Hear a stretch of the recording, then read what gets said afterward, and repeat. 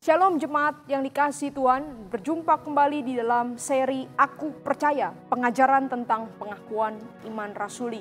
Di video pertama minggu lalu, kita sudah membahas tentang konteks kepentingan kenapa kok pengakuan iman rasuli itu bisa muncul dan apa kegunaannya.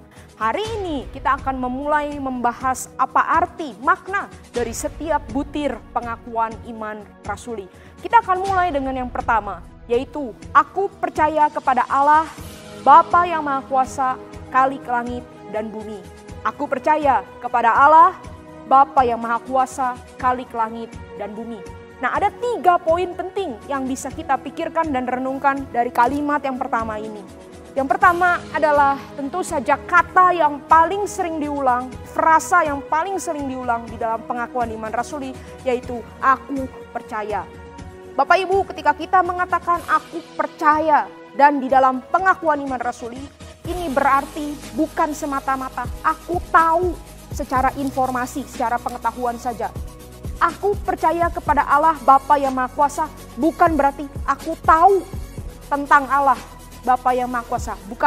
Bukan hanya pengetahuan, knowledge, informasi, bukan. Bukan juga hanya berarti aku hafal Allah Bapa yang Maha Kuasa, bukan. Tetapi kata aku percaya kepada Allah Bapa yang Maha Kuasa itu ada mengandung arti ketekunan, keteguhan iman dan juga komitmen iman dan juga penyerahan diri. Saya menyerahkan penuh diri saya ini untuk menerima kebenaran itu. Saya menyerahkan diri kepada Allah Bapa yang Maha Kuasa dan saya berkomitmen di dalam jalan mengikut Allah yang benar itu, apapun resikonya. Bapak Ibu, orang-orang Kristen mula-mula ketika mereka mengikrarkan pengakuan iman rasuli dalam bentuk yang paling awal, aku percaya kepada Allah Bapa yang Maha Kuasa, mereka bukan sedang main-main atau cuman hafalan di bibir saja. Tetapi mereka serius mengatakan, aku percaya Allah Israel, Allah yang benar. Aku percaya Yesus Kristus adalah Tuhan. Dan dengan mengklaim itu, mereka menjadi orang-orang Kristen. Dan dikenal Kristen di dunia waktu itu harus siap berhadapan dengan segala resiko dan penderitaan. Jadi mengatakan aku percaya kepada Allah, itu berarti adalah kita menyerahkan hidup kita sungguh-sungguh percaya kepada Allah Israel, kepada Yesus Kristus yang diwahyukan kitab suci. Dan kita menjadi orang Kristen dan kita siap menerima, menanggung apapun resikonya. Pengakuan iman rasuli bukan cuman ucapan di bibir saja, tapi sungguh-sungguh komitmen di dalam hati, komitmen mengikut Kristus. Sudahkah kita benar-benar siap ketika kita berkata, aku percaya? Kita sungguh-sungguh mengenal Allah yang kita percaya dan kita memberi diri mengikut Dia apapun resikonya. Itu poin yang pertama. Kemudian yang kedua, ketika kita mengatakan aku percaya kepada Allah Bapa yang Maha Kuasa. Nah, ini juga mempunyai makna teologis yang sangat penting. Yang pertama, kita mengakui bahwa Allah adalah pribadi yang berdaulat dan berkuasa. Tetapi di sisi lain, Allah yang berdaulat dan berkuasa itu juga adalah Bapa yang dekat dengan kita, mengasihi kita, dan punya hubungan personal dengan kita. Allah adalah Bapa bagi kita. Nah, ini adalah konsep yang sangat asing bagi orang-orang di zaman Yunani, Romawi kuno pada waktu itu ketika kekristenan mulai bertumbuh. Bapak Ibu, semua orang di dunia ini itu punya dalam tanda kutip Tuhannya sendiri yang mereka sembah. Orang-orang Yunani, orang-orang Romawi, orang-orang zaman dulu juga punya konsep Tuhan yang mereka sembah, yaitu dewa-dewa. Yang kalau mereka kasih makan, kalau mereka persembahan, kalau mereka hidupnya baik, kalau mereka layani dewa-dewa itu, nanti dewa-dewa akan berkati mereka. Berikan hujan, berikan makanan, berikan matahari, berikan perlindungan. Nah, itu konsep Allah. Tetapi Allahnya semua manusia adalah Allah yang asing. Allah yang tidak punya hubungan personal. Allah yang jauh di sana. Tidak berurusan dengan kehidupan umatnya. Tapi orang-orang Kristen mengaku bahwa Allah yang mereka sembah, Allah yang disebut Maha Kuasa itu juga adalah Bapa. Bapa yang peduli, yang mengasihi, yang dekat, yang menjaga, yang mau punya hubungan pribadi dengan saudara dan saya. Allah bukan jauh di sana tidak peduli urusan kita.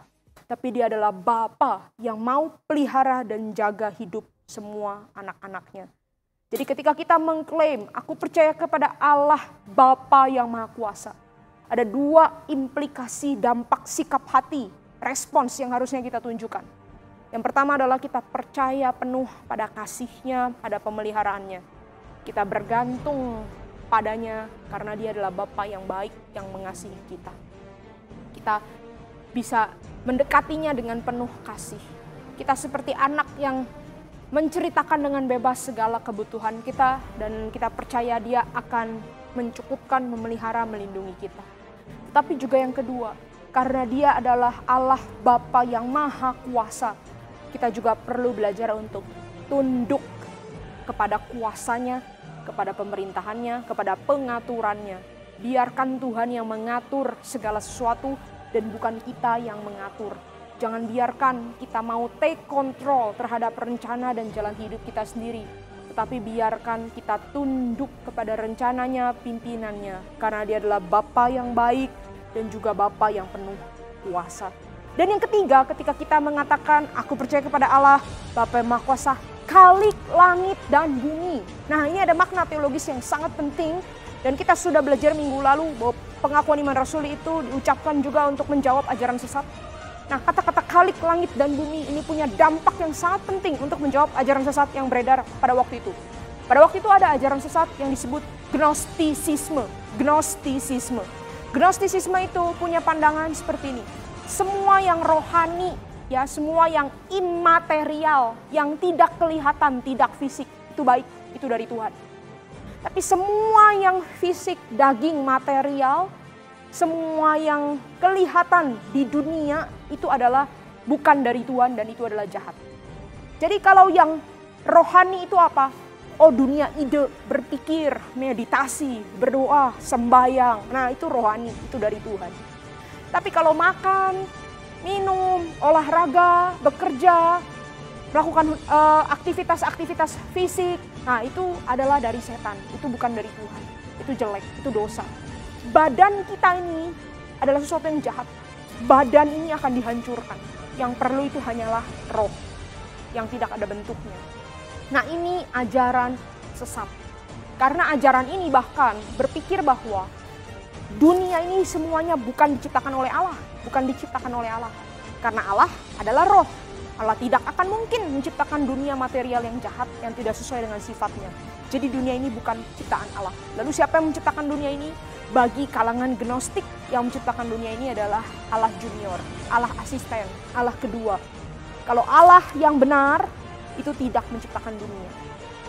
Nah, ini jelas adalah pandangan yang sesat. Nah, pengakuan iman rasuli mau meluruskan ajaran ini, menjawab ajaran ini dengan cara mengatakan bahwa Allah kita, Allah Israel, Yahweh, Bapa yang Maha Kuasa itu adalah Khalik atau penguasa langit dan bumi, penguasa dunia roh dan dunia fisik, penguasa imaterial dan material. Tidak ada satupun di dalam segala yang ada, baik itu langit dan bumi, yang tidak diciptakan oleh Allah, tidak dikuasai oleh Allah. Semua ini diciptakan oleh Allah, dikuasai oleh Allah. Dunia fisik diciptakan oleh Allah. Tubuh tidak jahat. Alam semesta tidak buruk. Ketika Allah sudah selesai mencipta di dalam Kejadian pasal yang pertama, dia berkata semua ini sungguh amat baik. Tuhan menciptakan dunia ciptaan dengan sungguh amat baik. Tubuh fisik kita itu indah dan baik, sesuai gambaran Allah. Kalau nantinya ada kerusakan, ada dosa, ada kecacatan, ada yang tidak baik, itu bukan rancangan Allah sejak semula, tetapi itulah dampak kejatuhan manusia di dalam dosa.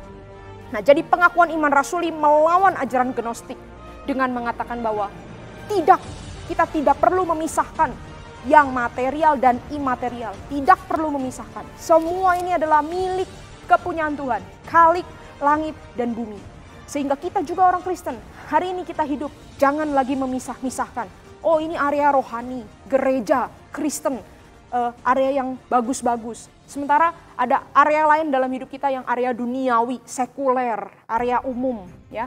Area rohani untuk hari Sabtu dan Minggu, ke gereja, sembahyang, berdoa, saat teduh, puasa, nyanyi-nyanyi lagu gereja. Sementara area lain itu ya kerja, bisnis, olahraga, hobi, oh itu mah sekuler dunia. Kita tidak boleh memisahkan seperti itu. Tapi kita harus sadar semua aspek dalam hidup kita. Baik itu aspek gereja, aspek rumah tangga, pekerjaan, hobi, uang, kesenangan, makanan, tidur. Semua adalah di bawah kendali Allah. Jadi kita melakukan aktivitas apapun itu untuk kemuliaan Tuhan. Nah mari kita sadari hal ini. Bahwa kita percaya penuh memberi diri, memberi hidup kita kepada Allah yang berkuasa dan juga Bapa kita. Tetapi di sisi lain Dia juga adalah Khalik langit dan bumi. Tidak ada area di dalam dunia ini yang bukan milik Allah. Segala sesuatu ada di bawah kedaulatan dan kuasa Allah. Mari hidup di hadapan wajah Allah dengan menyenangkan Allah dalam setiap hal yang kita lakukan. Tuhan memberkati saudara-saudara. Sampai ketemu di episode ketiga minggu depan.